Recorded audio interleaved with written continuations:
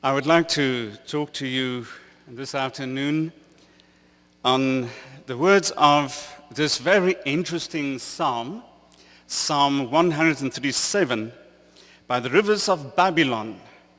There we sat down, here we wept.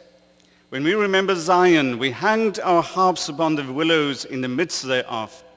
For they that carried us away in captivity required of us a song, and they that wasted us required of us mirth, saying, sing us one of the songs of Zion. And then the question, how shall we sing the Lord's song in a strange land? And I would like to speak to you on just as a topic, don't hang up your harps, don't stop singing. Don't hang up your harps. Don't stop singing. It was the singing, not the building, not the preaching, not the readings. It was the singing. That was the very first thing that I remembered of going to church, the singing. Our church wasn't that big or even special. There are hundreds of them all over our country. It was an ordinary, everyday kind of church you'll find anywhere in my country. But the magic when the people started singing.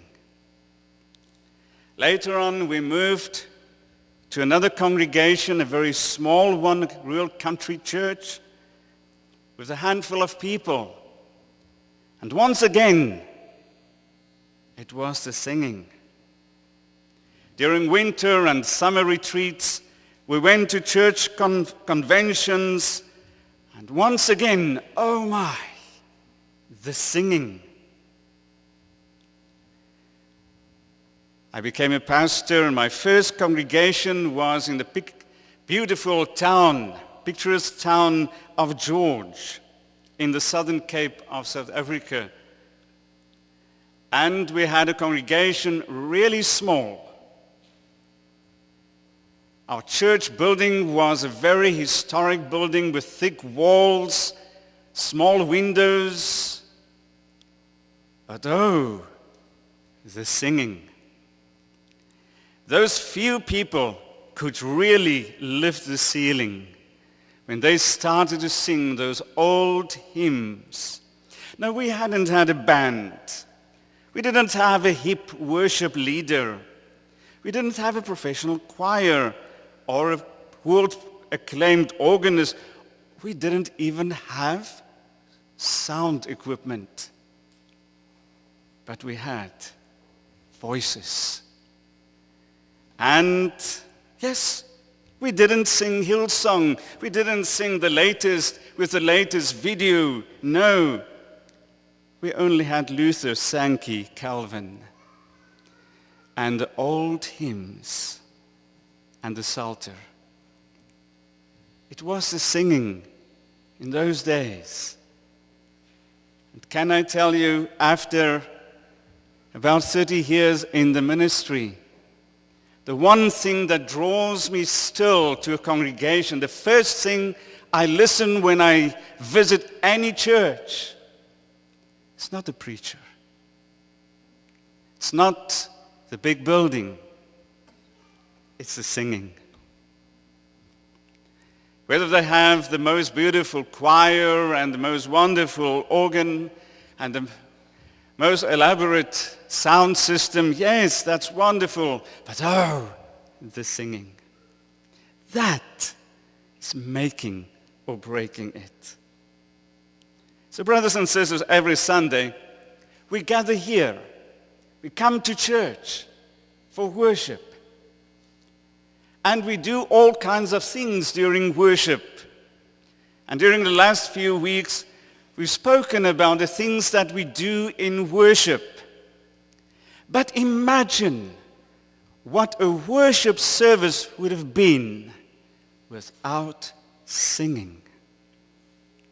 A major part of what we do here is about singing, about music. That's why I really think the most important person is the worship leader or the choir leader. You're the most important one with us here. If they're not doing their job well, wow, where would we have been? So, a major part of our worship is singing. It's about 50 to 70% of the worship is all about what happens in the music. Before the service even started, we have the prelude. It's not just to get everybody in and just to play a beautiful melody on the piano or the organ or the orchestra. No, it has a function. It prepares our hearts. We come from the outside, from a world that is in turmoil and a world that is volatile. And we come from that world into a sanctuary. That's why we don't call this an auditorium. It's a sanctuary. It's a holy place. It's a meeting place. It is where God set aside the special moment for you and me to come into his presence. He's outside. Yes, he's there. But here he is in a very special way.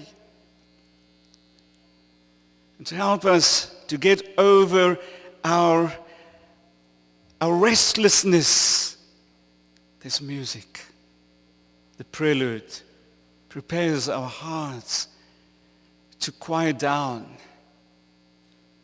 And then we have the boisterous, the wonderful entrance hymn, the hymn of praise, the processional hymn where the choir and every person that is serving comes in. And we sing God's glory. And then a little later, we have music again, and then singing again. And this conversation between us and God is going on. Singing is so important. Take music away from the service, and the service is poor. Why does music play such an important role in our worship? I would like to take you just through a few reasons. You see, the importance of music in our religion is shown by the fact that the verb to sing appears in the Old Testament 309 times. In the New Testament, 36 times. There's that urge, sing to God. Sing a new song to God. When a man comes into contact with God, speech is not enough. Areas of his existence are awakened and turn into song. That is why the psalmist,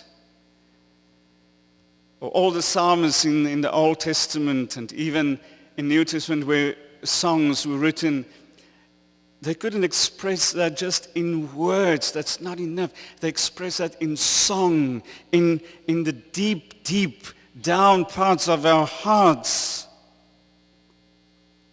You see, music is and was always an integral part of our identity of worship.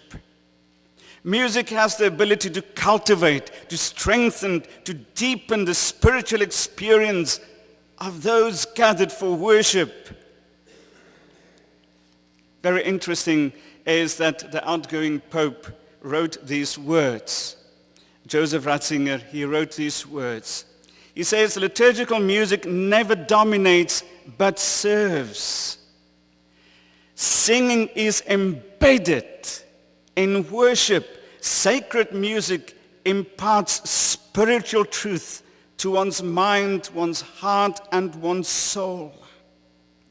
It displays a dimension of meaning and feeling that mere words cannot. Music makes prayer more pleasing, promotes a sense of congregational unity, and confers some solemnity upon the sacred rites. You see, singing is a natural expression of joy. That's why we read in Colossians 3:16, let the word of Christ dwell in you richly, singing psalms and hymns and spiritual songs. It's also a natural expression of sadness and sorrow. That's why we get in the Psalms these songs of joy, but we also get these songs of lamentation, these songs of sadness. Even a controversial one like Psalm 137. It embraces the emotions of our hearts. It's the language of our hearts. St. Augustine said, it is natural for the lover to sing. I think it was Luther who said, those who sing pray twice. Where does it all come from? I don't want to bore you with a history lesson, but you must know the music in the church has a long history.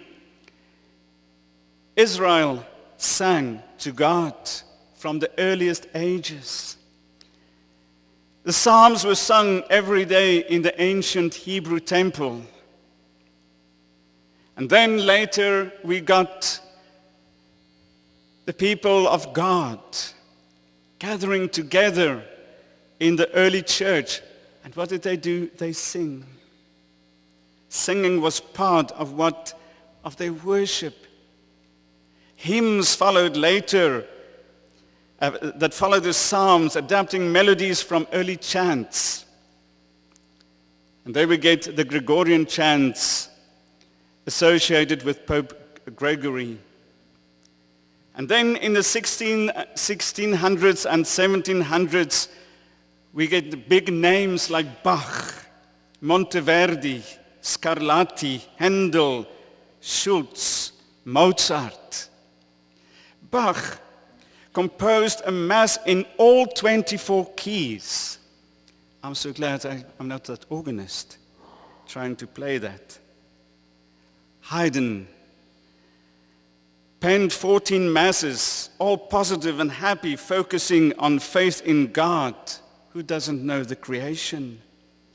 And then a bit later we get Wesley, we get Sankey, we get so many people who composed and write the songs of their hearts.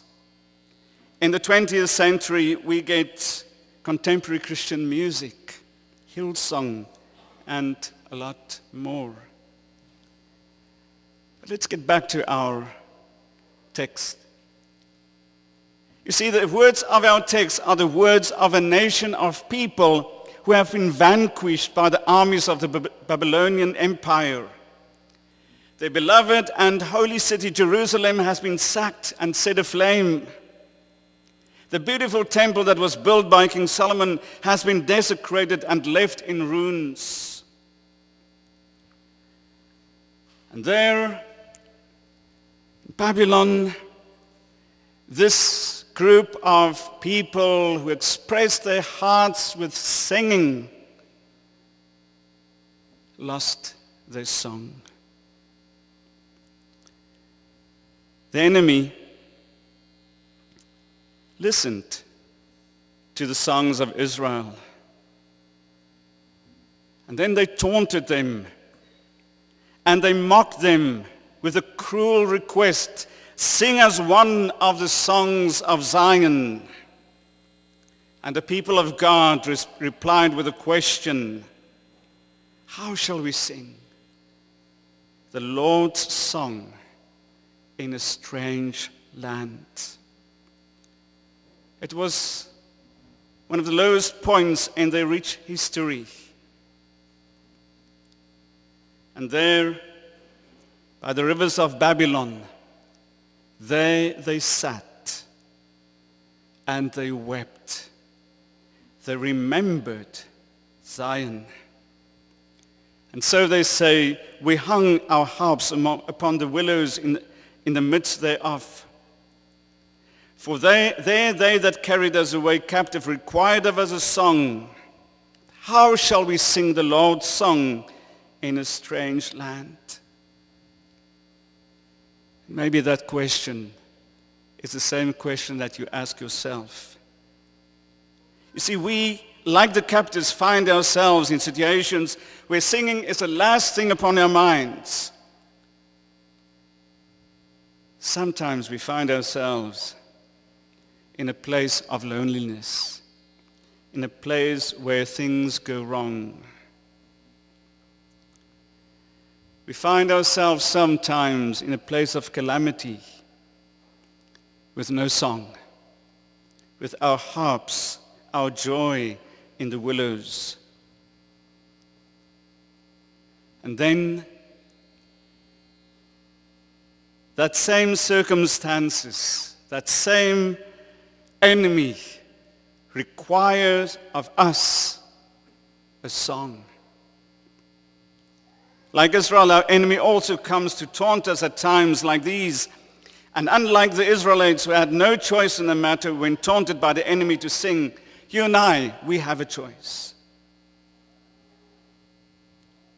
So, my message to you this afternoon is don't stop singing. Don't lose your song. Don't lose the song of God that is in your heart, because God has placed a song in our hearts. This morning, during the morning worship, Reverend Greg spoke about the gospel. You see, the gospel is the good news. It's the best news. We've heard it. We've accepted it. It's part of our identity. And so the world comes. Circumstances come. And just things that happen come into our lives. And it tries to steal that song, that source of joy. Nehemiah 8 verse 10 says, the joy of the Lord is your strength. You see, singing, when we come here to sing, when you go outside, the world requires of you that song. You need that song of joy, and sometimes sadness, and sometimes a song of lamentation. We need that. Being silenced is to be in a very, very dangerous place. So, brothers and sisters, this psalm is also a psalm of hope, where they ask this question, how can we sing the song of God in the strange land? There's also inherent an answer. Well, don't stop. Go on. Go on.